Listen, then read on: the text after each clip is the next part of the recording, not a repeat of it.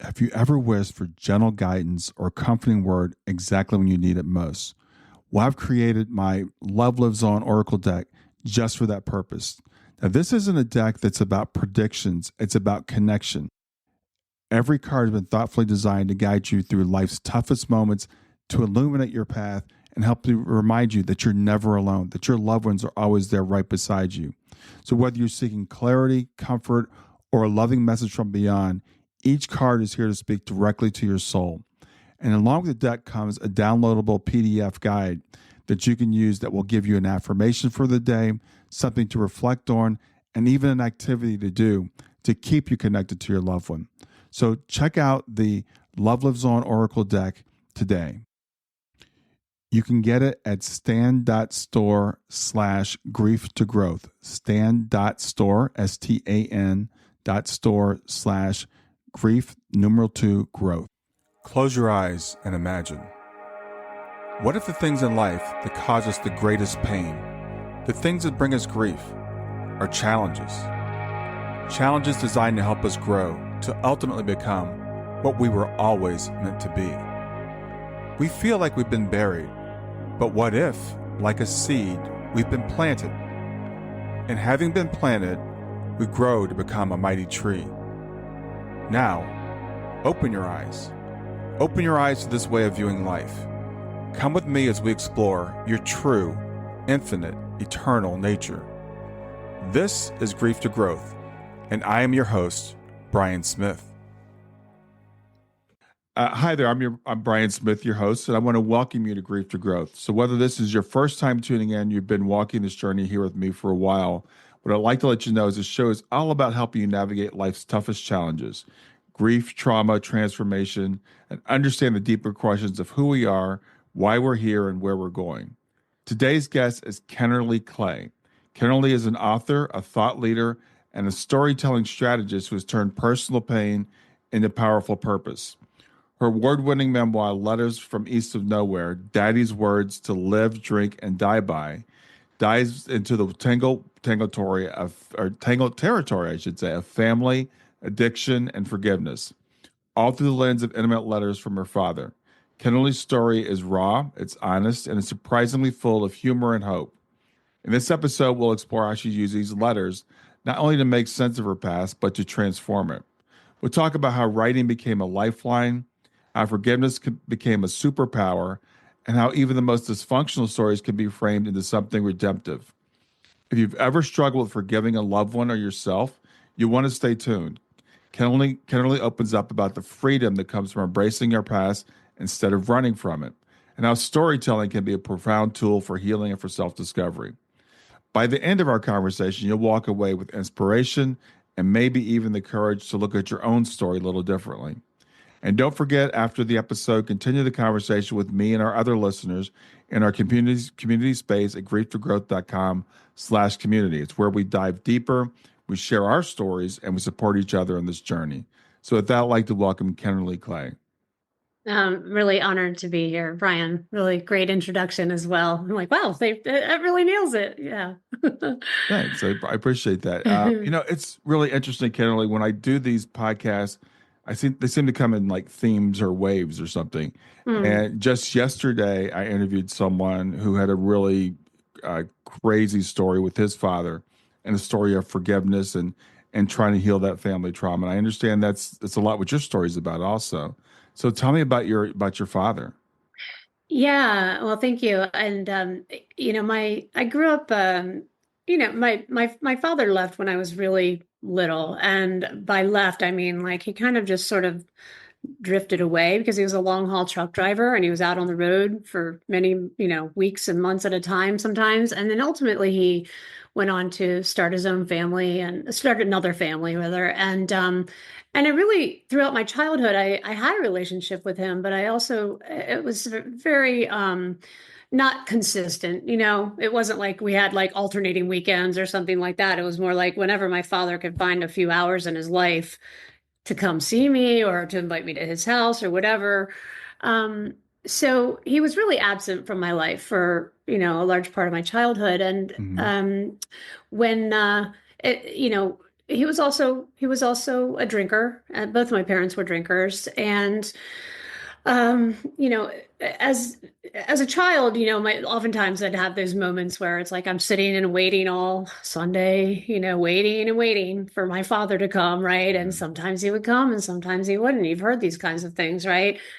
And my mother shielded me from what was really going on. And oftentimes it was, he was probably too inebriated to drive to come see me, or Mhm. he was dealing with the very real challenge of two families and making sure everybody's satisfied, and he's got one day off a week, if that, and um, but those kinds of moments of me waiting for him and feeling like he didn't honor me built up into resentment towards him, but a very complicated sort of feeling too, because I was also very grateful for any time I got to spend with him, right? And if you don't live with that parent, it's almost like a getting to know you over again every single time, and I didn't want to rock the boat. That's kind of, that's how you become, the divorced kid, single mom family, it's like going back and forth. It's like you become that kid who wants to keep the peace and doesn't want anybody to get upset with each other and all that kind of stuff. So, um, but long and short of it is I myself became an alcoholic at a young age, and I got sober at a young age as well. And in doing the work to acknowledge those places in my life where I needed to forgive myself or others, right, was actually a moment with my father. And I'd love to share this passage with you at some point, but Mhm. it was also like a moment where I got to say to him courageously, this is what it was like to be your kid. This was the impact on me. It really sucked, and I never had the courage to say that before. And now I've said it, right? And frankly, that opened something up for me for the rest of my life with my father. Because if I hadn't had that moment and that courage, I wouldn't have full self-expression in the relationship, right? Which means I Mhm. just wouldn't have fully been myself with him for the years to come. So, um, yeah, and yeah. So I'll pause for a moment, Yeah. and So, what age were you when you had that conversation with your father? I was 21. I was 21 years old when I got sober. I was 21 years old when I had that conversation with him. Yeah, Mhm. and it's interesting. Yeah, yeah, it's just it really opened something up for many years to come. Like I said before. Yeah. And how did he respond? Um, that is another story. I would love to share with you a little passage about that Yeah, because it was please. it was significant. And they say, they say that you can't always expect people to react the way you want them to react when you have those kinds of conversations. So it was very Sure. much like that. So I'll just read a short bit here. So in sobriety, I saw that there were things I needed to say to my father that hadn't been said if he and I were ever to have an authentic relationship. One time when I was home from New York and visiting at his house, we went for a drive so I could talk to him privately. We parked in some field nearby. Daddy popped a beer as I proceeded to tell him about my long history of drinking from Mhm. adolescence and high school into the college years and about getting sober. I also told him what it was like to have been his kid, to live with all the disappointments and unmet expectations, the missed visits, the promises not kept, the sitting around all day waiting for him to show. We both just sat staring straight ahead at the field, never making eye contact as I talked and he listened. I just wanted you to know I forgive you, I said, turning to him this time. I just never had the courage to say anything before. Daddy took a swill of beer and puffed out his chest a bit. If I had known it was that bad, he said lamely, I would have dot dot dot. And all I heard after that was blah blah blah. Daddy making some suggestion that if he had been involved in my upbringing, none of this would have happened. An immediate signal that he wasn't getting me at all. There Mhm. was nothing he could have done about anything. I chose to drink, and that wasn't the point of this conversation anyway. In his deflection, there was no apology nor any excuse. So I let his response wash over me like an ocean wave. And that's what the four step was like sometimes, I've been told. The people make amends, you make amends with either they don't get it or they won't accept your amends, or in some cases, they're just not around or alive to make the amends too. What did happen from that conversation, however, is that the burden of suppression and lack of self expression with my father was lifted. And from that time on, I felt I had the courage to be straight with him and say whatever was on my mind. I Mm. also knew that to have any kind of relationship, I'd have to take him as he was. And that's kind of the segue into like how did he take it? It's like it was more like how did I take it that he Right. wasn't Right. going to respond the way I wanted him to respond. And so I think oftentimes, so in my case, I felt like, I really had a choice with him, and it's that his drinking got worse. I mean, it devolved into, he lost everything. He lost, his license. He's lost his family. He lost his home. He lost it all. Mm.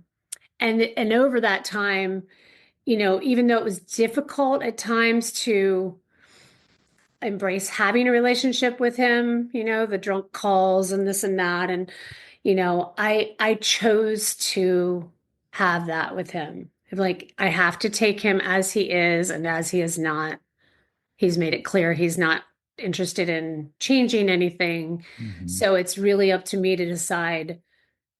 I could walk away and be like, screw him. I don't want to talk to you ever again. And some people do that with family members who've been, just afflicted with addiction and these repeat behaviors and so forth. But for me, it was important to still have some relationship with him. So it was an acceptance thing.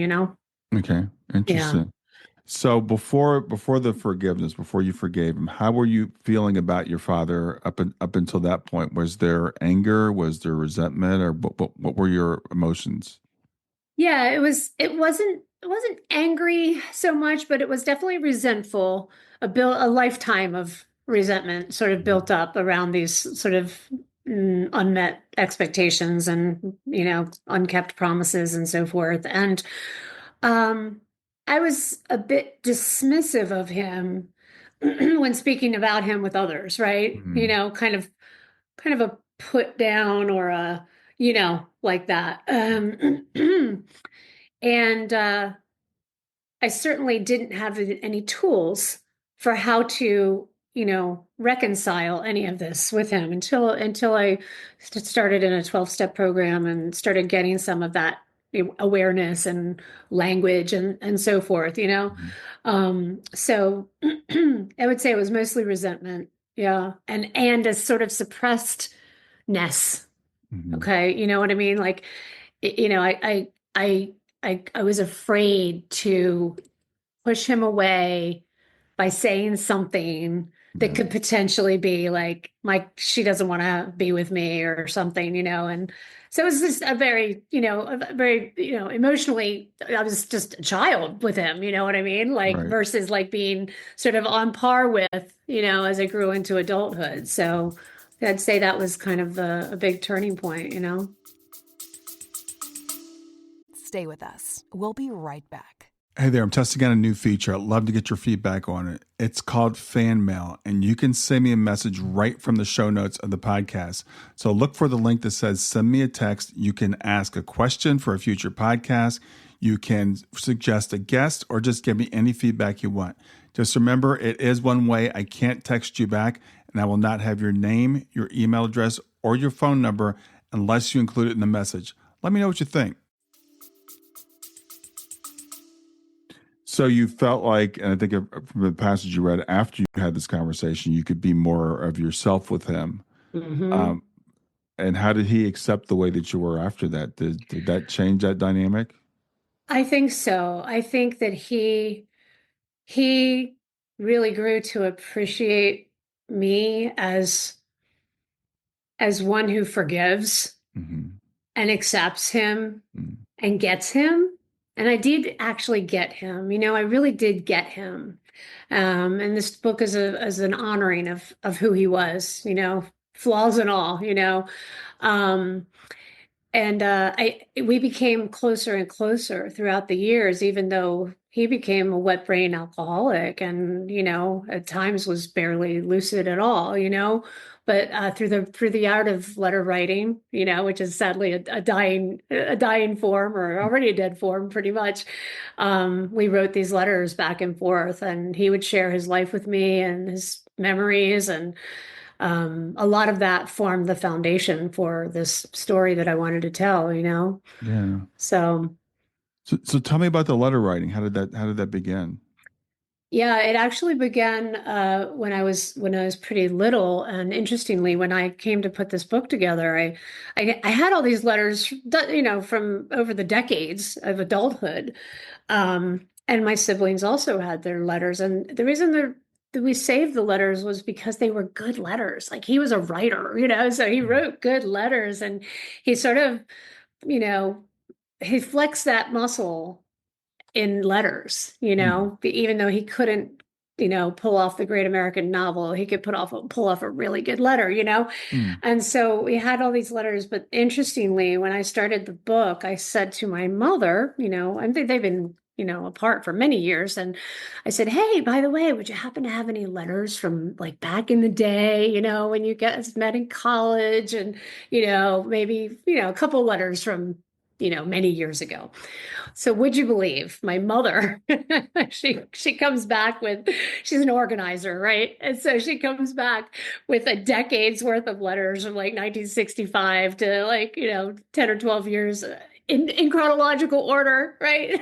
Wow. Every single letter that he'd written to her and then to me as he was, leaving us sort of to get on the road and whatever. So then I had this treasure trove of letters Mhm. that reflected who he was as an 18-year-old man afraid of being drafted for Vietnam, to, being in love with my mom, and this kind of love that they had that I actually really never was present to, because all I heard was the narrative of the single mom and the struggle and the deadbeat dad sort of thing. Right. And then letters that actually were coming to me as a young child, and reading these letters started to, kind of poked my memory and opened up some very old wounds. And I would love to share another passage about that, but it was like I started to remember having read the letters as a child. Like, I could remember Hmm. those letters, and I didn't even remember that they existed, nor did my mother, mind you. So it's like it was remembering what it was like to receive that letter from my father, who was always gone, and to wish and hope that there's going to be time with him, and there never was, Yeah. So it was really powerful. And I'd like to share a little bit about that, because um, it points to something else. And when you start to, I'm sure you've probably done tons of work on yourself. You've had, like, spiritual reflection, and, you know, s- you know, self-development and professional development and all that kind of thing. And you do all this work over the years, and then a memory of something, kind of gets right in there and reopens a wound that you didn't even know you had. In my case, it was very much like that. It was like 2-year-old pain that I didn't have any idea even existed. Sure. Yeah. So it was really, really raw. And so here's a letter from 1973. So I would have been about, not even 5 years old. So, dear Kennerly, I'm visiting grandmother and grandfather Clay in Florida. It was nice to visit with you. I wish we could be together all the time. I might be coming through Salisbury sometime in Hmm. April. If so, maybe we can get together. Take good care of yourself and your mama. I love you, Pumpkin. And then Daddy, love Daddy. P.S. I'm starting work tomorrow. I will send a hunk of green within 2 weeks. So at this time, he lived in Florida and we lived in Maryland. I scanned the letter again, a vague memory making its way back from the recesses of my 5-year-old mind, remembering what it was like trying to comprehend what he meant by hunk of green. Yeah. And I wish we could be together all the time. His words are now hanging around my heart, weighing it down with such heaviness. I struggle to make sense of where this hurt is coming from. I have expletives in my book. Do you want me to, you want me to That's bleep fine. those Yeah, go out? ahead. Okay. I've already had to forgive myself for being born, for fucking up the trajectory of my father's young life. I've had to forgive my mother for going off birth control. I'll forgive her for entrapping him, even though that wasn't her intention, and forgive her for not forgiving him for his abandoning her during the pregnancy that he didn't sign up for. Mhm. From the very first letter in December 65, a new story has unfolded for me, one that has never been told before because I never even knew it was there to tell. My father wanted to be with his wife and little girl, and quote, loved us more than anything else on earth. Letters like this continued right into 1975, in which he alluded to a big decision he would have to make once and for all. Within a year, he would be remarried, and my baby brother would be on the way. This leaves me a crying mess, completely, utterly without reason, without rationality. I am suddenly a 52-year-old child who wants her daddy, armored up my whole life to be just fine without him, to be stellar, in fact, to be exceptional, extraordinary, high achieving, successful, in pure defiance of my father having walked out on us. And my mother had a strong hand in this, of course, grooming me to be independent, to learn how to play by myself, to travel by plane at 3 years old, chaperoned by the pretty Delta stewardesses all the way to Fort Lauderdale and later to see New York City and Europe, and reach for a world much bigger than my small hometown. While I never once allowed myself to even wish for my parents to be together again, I find myself in awe of the bond that was formed when they were young and why it continued throughout the years, in spite of the contentiousness of the child support era that was to come. Um, I'll fast forward just a little bit, but one of the things that it occurred for me in the reading of these letters is Mhm. it now occurred to me there's something else to forgive everyone for that I never knew I missed out on. The love and devotion I would have gotten from my father had he been around. And that was something that was completely invisible to me in the past, right? It was like you can't, it's in your blind spot, right? You can't see Mhm. it. You don't even know it's there. But the loss of his love in a potentially close childhood relationship became so clear to me, and I know he was present to this too. I mean, we did talk about it through the years, there was a lot lost between us, Mhm. and it was heavy, but it became even heavier when I started to read these letters that he had written. And some of them were really heartfelt to my mother, and she had already moved on. She knew that frankly it was going to be a train wreck, if Yeah. she stuck around with him and Right. so forth. But as an adult, I was seeing and hearing something that had never been part of the narrative of my upbringing. I never heard my parents, either one of them, talk about, he had this deep love for her and really wanted to get back with us. None of that was communicated to me as a child, Right. and, as your logical, rational brain goes, okay, well, whatever, your mother did everybody a favor, you know, Right. but the child that little kid in me is still going, oh my God, he was so in love with you and he wanted to make a go of it. And why didn't you hear what he was saying? And, Yeah. she was oblivious, and thankfully I had my mother to, talk to a lot through the processes of writing this book. But I think it's really a powerful thing, to realize that you really do. You as a child, you're in survival mode, right? You armor up against the hurts or the Mhm. perceived slights or whatever they are, right?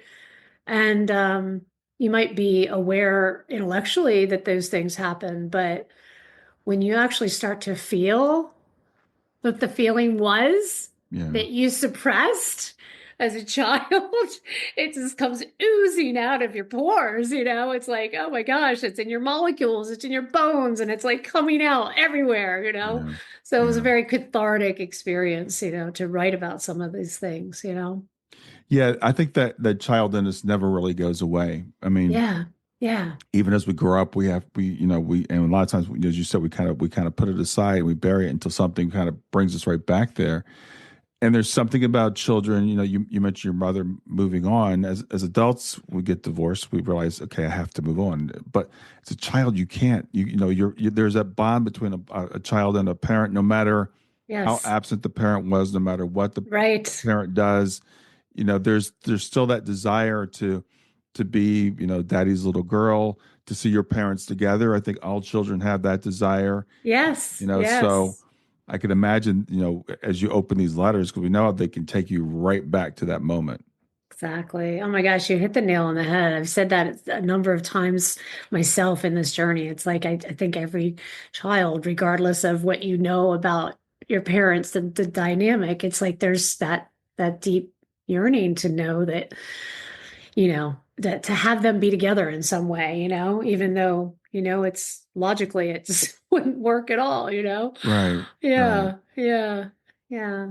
So you forgave your father while he was still with us, and you had that, Mhm. they had that conversation, which is great. But then I would assume it's after his passing when you started going through the letters and processing all that again. And we talked about this a little bit, but I know it takes you kind of back there. But as you were saying that, and I was thinking way back when I was young, 40 years or so ago, I took a course called "What You Are Is Where You Were When." And this guy, the Mm. training was like, people, we don't, we when we see people, we see them as we perceive they are, but we don't know where they came from. And as you were reading these letters of your father as an 18-year-old worried about the Vietnam War, did it give you a better understanding of, like, maybe why? Because we always want to know the why. Why did this happen? Why did he do this? Right. Yeah, that's a really great question. And that was I think, really one of the most rewarding aspects of this endeavor. And I really did set out to understand who he was from many different vantages, right? Mhm, Not just mhm, my own. So I interviewed family members across the board, people who knew him as a child and who knew his upbringing and with my grandparents, and certainly the letters revealed something. And one of the things specifically to the letters, it was really something to um it was like you could see the sort of the optimism almost, even though it was a very challenging time culturally in this country, right? And politically and so forth, was like there was a spark there mhm, of, you know what I mean, of engagement in the mhm, world as it mhm, was.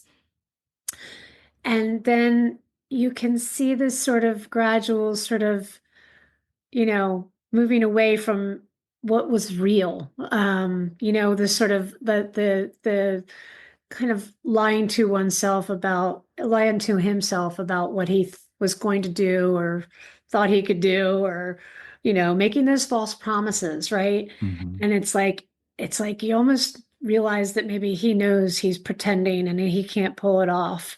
And it's like, at what point did that start happening, right? Was it the alcohol? Was it just the overwhelm of and stress of two families and little kids and all that? Or what was it? Probably a combination of those things.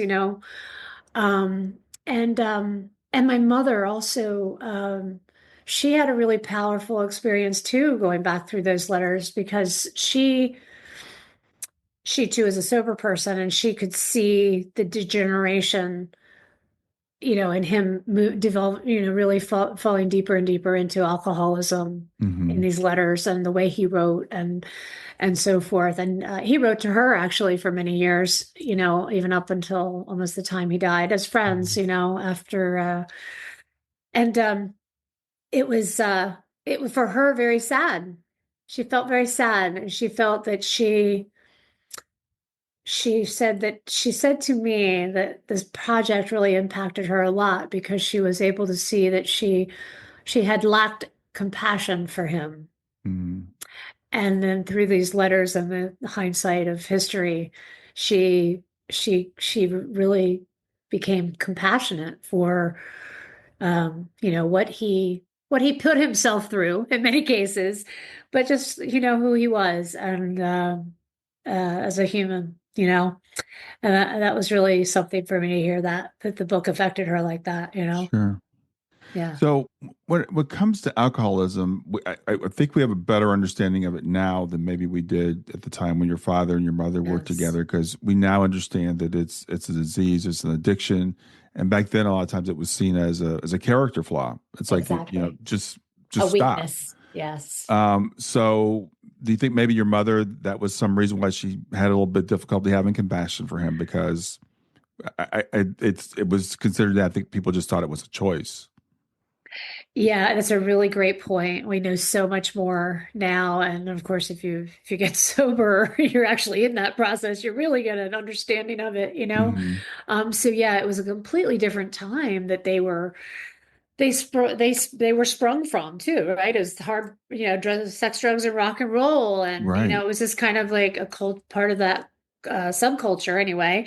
And my mom also partied for many, many years, so it took her a long time to even, you know, to get sober as well. And Hmm.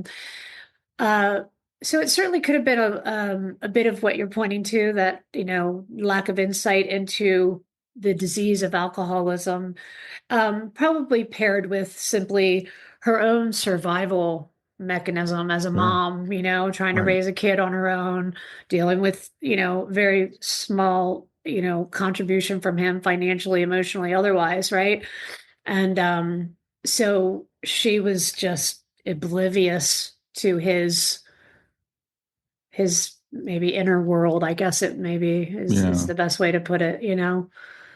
And Uh, it's I find, you talk about what a great letter writer he is, and I wonder, did he use his words like that when he was with people in person, like with other people, or the because sometimes we can kind of take our mask off a little bit when we're writing something and we're putting it on paper, as opposed when we're saying it, face to face. So do you think maybe he was a little bit different person in the letters than he was, it's interacting with people interesting. face to face? Interesting.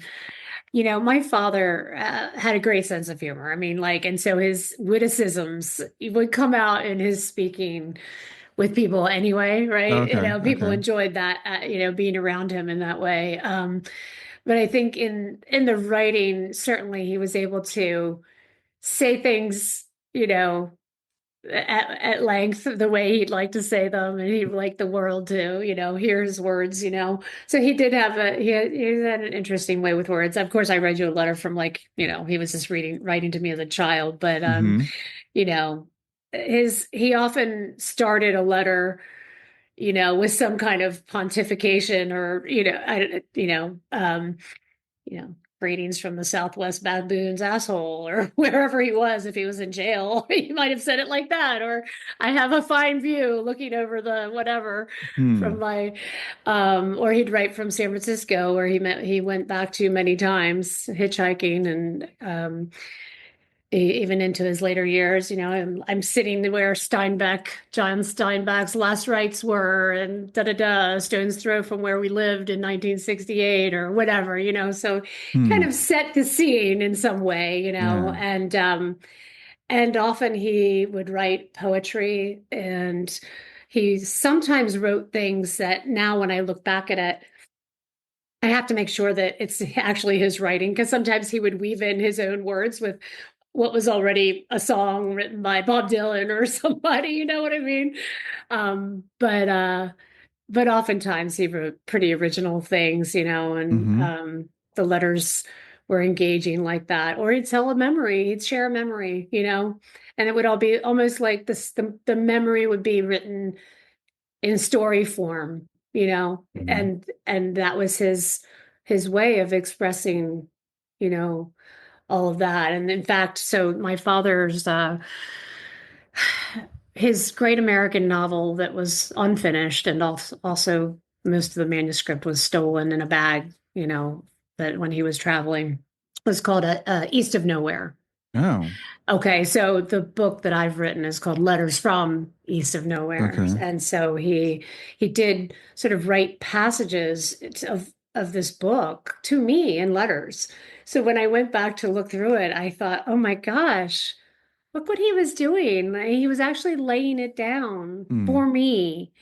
Maybe not consciously, but maybe subconsciously, handing over the story and the origin of his life and who he was in these stories and these letters for me to put it together. You Wow. know? Wow. Yeah. Yeah. Yeah. Pretty neat.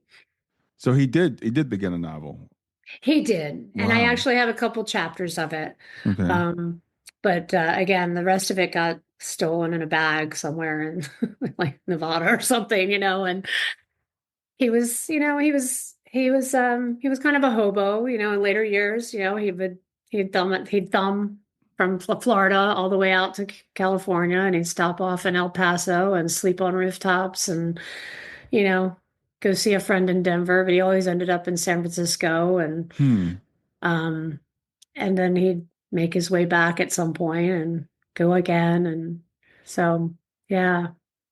But somehow you were in contact with them through all those years. He still wrote letters. Yeah, he Wow. still wrote the letters. And, if he'd get to San Francisco and have some kind of, address at some soup kitchen or somewhere that he Mm-hmm. was helping out or whatever he was doing, Mm-hmm. I would have, or maybe a P.O. box he'd have, and I'd be able to write to him there, and he'd write to me. And Wow. yeah, that went on for years. Yeah. Wow.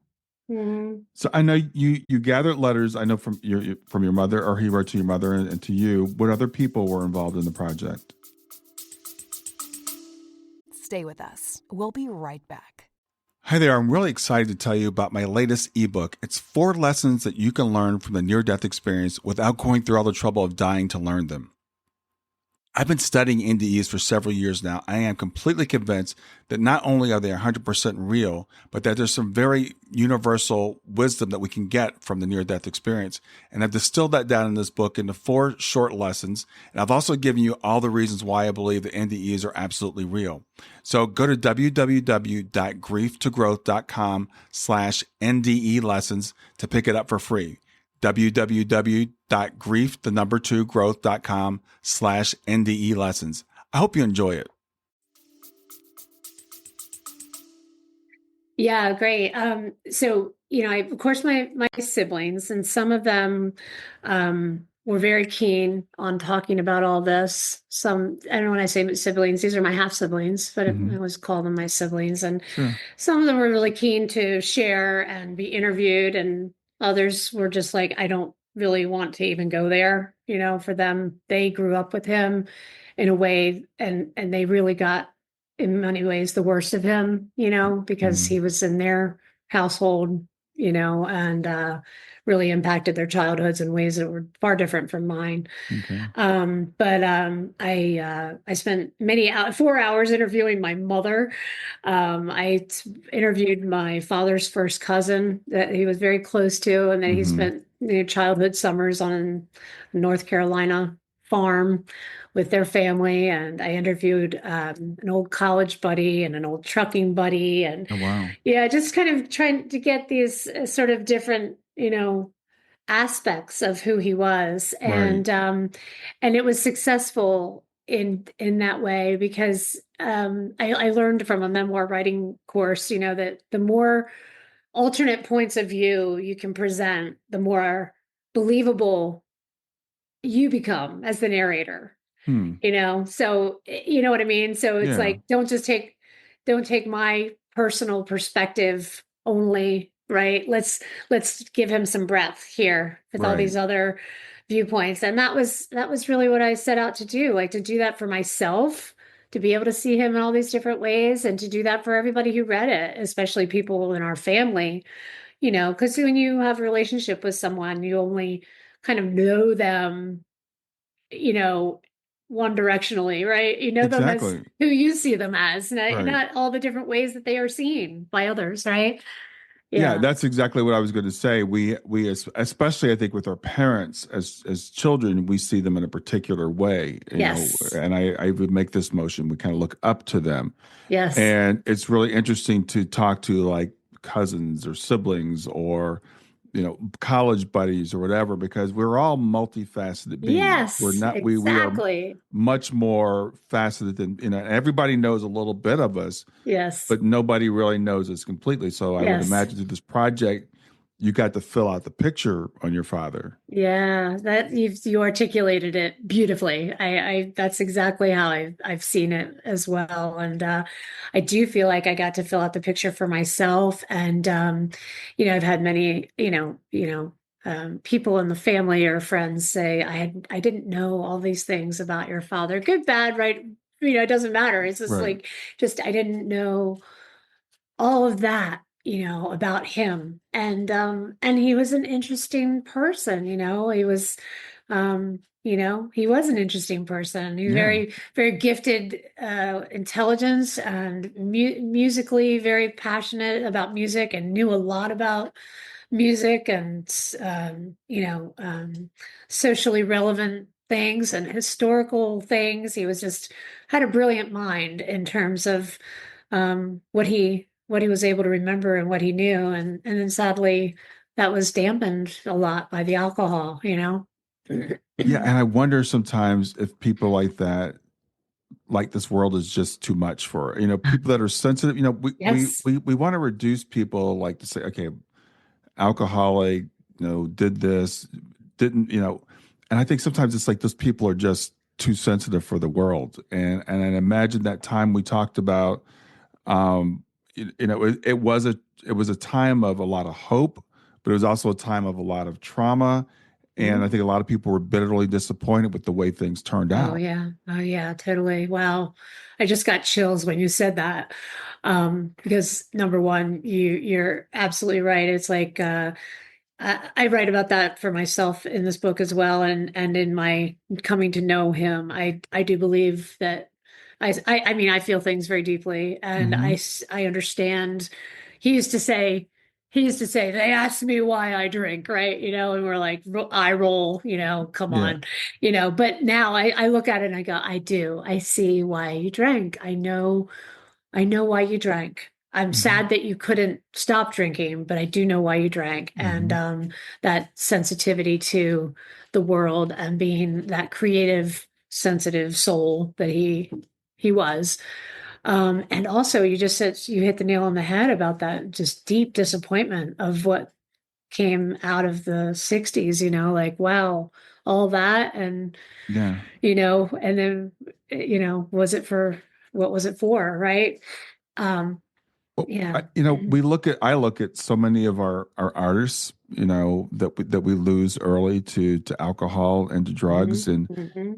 we look at them and again, we're like, why would you have everything? Why do you do that? And I think it's because they feel the pain that a lot of us can kind of block out, Hmm. Hmm. and they might turn to something like that to numb it. So Yeah. I think it's really important to share. Like your father, you said he was an interesting person. I think everybody's an interesting person. I You're think right. Yeah. everybody Yeah. has Yeah. has great talents, and just some of us have different talents in different ways, and some of us again just have trouble really dealing with the insanity of this world. It's no great Yes. feat to be sane in a world that's Yeah. crayou, right? To be Yeah. well adjusted in Right. a world that's crazy. Absolutely. Absolutely. Absolutely. You know, I also explored my father's upbringing, and he had I was very close to both of my paternal grandparents, even though they were separated when I was pretty young as well. But Hmm. my, violence in that household, in his upbringing was everybody in the family knew and heard about that. And so I explored some of that also in the book, Hmm. and just trying to make sense of, what are all the magic ingredients that go into making somebody the way they are when it comes to, it's nature, nurture, right? Whatever. Right. And so there was a lot of that, but I heard something from one of the interviews, and it was from the cousin of his who, knew him as a child, and she saw that family, my grandparents and my aunts and uncles, aunt, uncle, and my father around the dinner table dynamic back in the 50s. Hmm. And she said something to the effect of like, it was not a happy home, even though they had everything. They had everything. They were the picture of perfection. beautiful, good-looking people, and and yet the family life was just bad. And then she also said that my father was put down and humiliated by my grandfather, and I felt so sad, and I had never heard that before, Mm, because I could never imagine my father, who is sort of a little bit cocksure, if you will, to take any kind of allow yeah. putting down to get Right. into him. But surely it really must have gotten into him to the point where, you know, well, what I perceive is, well, it doesn't matter how much I try for anybody. Nobody, it's never going to be good enough for anyone. Mm, And I knew exactly where that came from. mm, Exactly where that came from. yeah. And I was really sad for for him as a child to, um, he was a great kid. I could see this, like he was a great kid, could Yeah. hear from what she was sharing. He was an awesome kid, bright, funny, sweet, well-mannered, and yet he was told that he was nothing, and it's like, okay, I really get that aspect of you now. Yeah. Yeah. So I know when you said you were 21, you had this conversation with your father and you forgave him. I wonder what it was like when you start taking this journey. You really got to know him through the letters and the interviews and all that stuff. Did it reach a different level of forgiveness or understanding or something like that? Yeah, interesting. Well, I think that more than anything, it's like, uh, because I got to tell his story in this book, Mm-hmm. I Mm-hmm. felt like I really did right by him. I don't know if that makes sense, but like Mm-hmm. I feel like I really, not only did I pull together the fragments of the story that he had set out to tell in East of Nowhere, Yeah. but that I honored him in all these different tellings of him, Mm-hmm. and therefore, like, just really felt like I know him so completely. And I also felt that when he was still alive, like he wrote me a letter one time that said, you know dear oldest daughter of mine, I mean the oldest child, right? I write to you because you know me well, and in the event of my death, you know I want you to know this so you can share it with your brothers and sisters, kind of thing. Mm-hmm. And I don't remember him writing me that letter, you know, however many years ago, but when I Mm-hmm. read it, it was like this message from the grave, Yeah. like, oh, he actually designated me to tell his truth. Yeah. You know what I mean? Yeah. And it was just really, because when I, went through the letters in this process, it was like reading them all for the first time. You read a letter and you set it aside, you go on Yeah. your life, Sure. but Sure. if this time I was listening for something, much more deeply. And yeah, so I just feel like I really honored him and did get to know him in ways that I didn't never knew before, and heard stories of his life that I never knew before. And of course I had many questions. Oh man, I wished that I could have conversations with my father after having written this book. Sure. So many things I'd love to ask him now. So yeah. Well, when it comes to forgiveness, and like I said, it's really interesting because literally yesterday I was interviewing a person whose father actually ended up murdering his mother, and he Oh. lived with that, of course, and his father was a very angry person. And we talked about the different levels of forgiveness and how it's a process and everything. And so one of the things about forgiveness is people need to understand is it's for you. It's not necessarily for the other person. You're letting that burden that you Mhm. have go. So there is the level of acceptance. Okay, I'm going to accept that this is who you are, and then I'm not going to change you. And it's not Mhm. my responsibility how you respond to this. I'm just going to lay this out here, and then I'm going to walk away. And that's one level. But I think there's another level that if we can understand, and I've heard it said, if we could understand perfectly, there would never be a need to forgive. Mm. because if we could Wow. really put ourselves in the other Yeah. person's position, and as I'm Right. talking to you and I see your emotion and your love for your father, I just imagine that the more you understand him, the Mhm. stronger that bond becomes. Oh, I love the way you put that. It's really true, isn't it? Like if it's I mean, it's cliche to put yourself in another's shoes, but it's like if you really put yourself in that person's world and all of the influences and all of the life experiences and everything, that's where you can't help but have compassion for them, right? And Hmm. and forgiveness to me is kind of springing from that compassion for their humanity, right?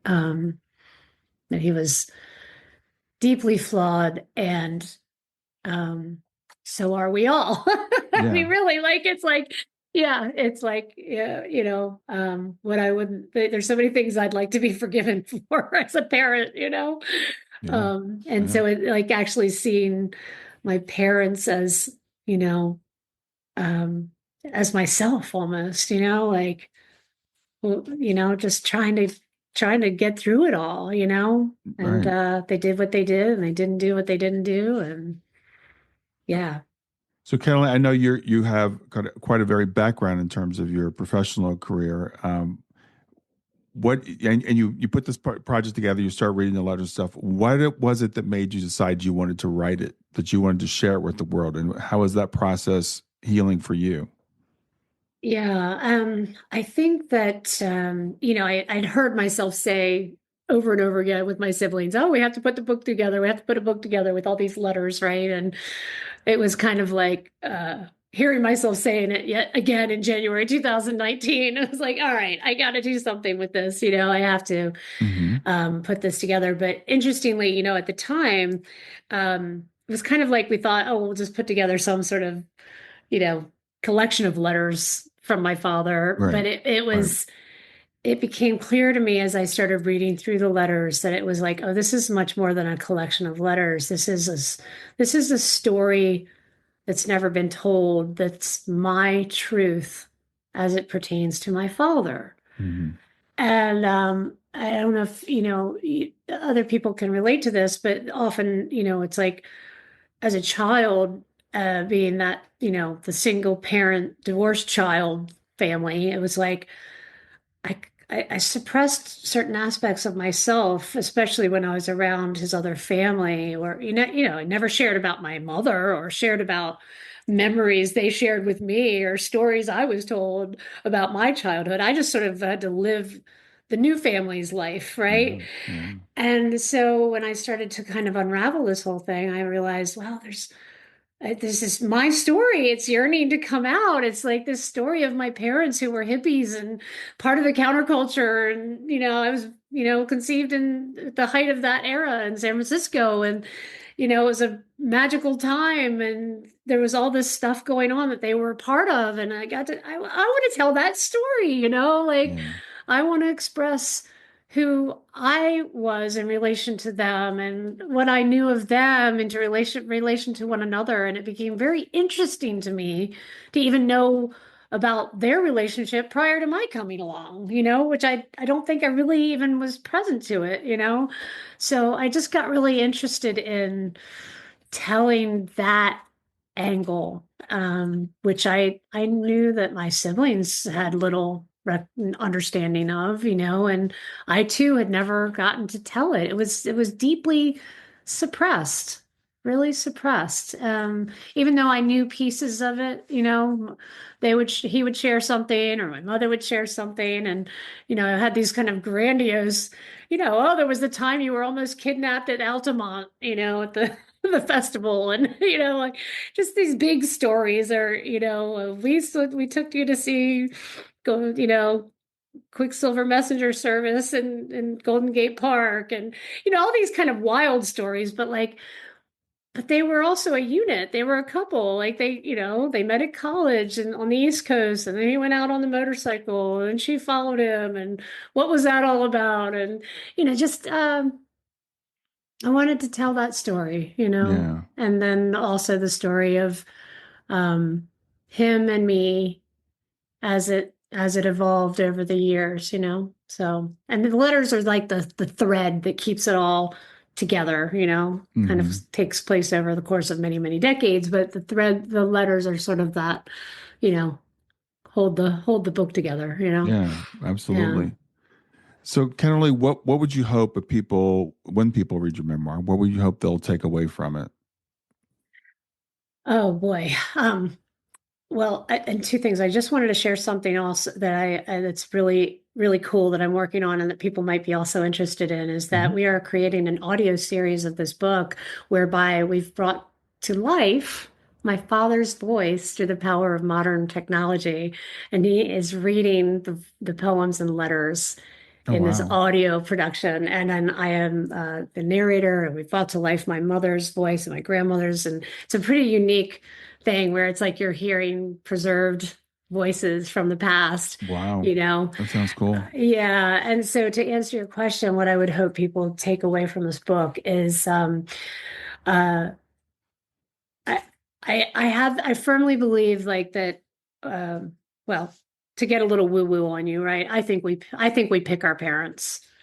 I think we choose them before we Mhm. get here. And then, maybe there's some aspect of them choosing us too. But, like I believe that my parents were exactly the parents I was supposed to have to make me who I am, right? Mm, And warts and all, whatever. It's like the the struggles that I was dealt are the ones that I was supposed to be given so that I could become who I am. And so, or if you don't like the woo-woo stuff, it's simply like I really feel like embracing every aspect of our existence, including whatever trauma, pain, challenges, whatever we had to go through, is really foundational to who we become, and that who we become is a choice. Right. I could choose to be some kind of victim. Well, oh, he was a jerk and, he screwed up my life or, whatever. I mean, I don't actually even feel like that, but I mean, you could develop a story like sure. that, right? Yeah. Versus like, you know, this is who he was and this is how he contributed to my life in ways that made me the way I am. And it's my responsibility to continue making me the way I am. Yeah. So that's what I love to leave people with. I think that's excellent. And by the way, I like the woo woo. I'm very, very much into that. But I tell all my clients the same thing. You can look at it from the woo woo perspective that these are the parents you chose. And when I first heard this concept, I was like, why would I have chosen to been born in Columbus, Ohio, if I could have been born anywhere in the world? That doesn't make any sense. But I do believe that we chose our parents for the things we're gonna have. But if you don't believe that, fine. The thing is, it is your choice what you choose to do with it. And Mhm. speaking with you today, and speak with the guy yesterday whose father literally murdered his mother and it was Mhm. angry and all the stuff. This guy turned out to be a beautiful human being. And he Yeah, made that yeah, choice. He made the choice to forgive his father. He's learned yes, so much talking to you. You've turned out to be an amazing human being. The love that you have for your father comes through, and I think it's really important for us who have trouble forgiving little things. We have Mhm. trouble forgiving our parents because they made us eat our vegetables or whatever it was. We all have criticisms of our parents. It's really great to see someone who says, "Okay, I'm going to choose to forgive even this." And Yes, what I would hope people would take from your memoir is that it's really important to try to understand where people are coming from, before we judge them. yeah, It's really important that we forgive them for our benefit as well as for their benefit. And you can choose to take whatever your life gave you and turn it into whatever you want to make out of it. yeah, exactly. That's perfect. You nailed it. Yeah. So we're coming to the end of our time. I thank you for being here today. Remind people of the name of your book and where people can Sure. find out more about you. Yeah, sure. So it's called Letters from East of Nowhere, and the subtitle is Daddy's Words to Live, Drink, and Die By. I recommend you go to lettersfromeastofnowhere.com. You can get it through your favorite bookseller, indie bookstores or the major booksellers. And also sign up for my updates so that you can hear about the audio series. It's pretty exciting. Yeah. That sounds great. Kennerly, again, thanks for being here today and enjoy the rest of your day. Yeah, you too. Thanks.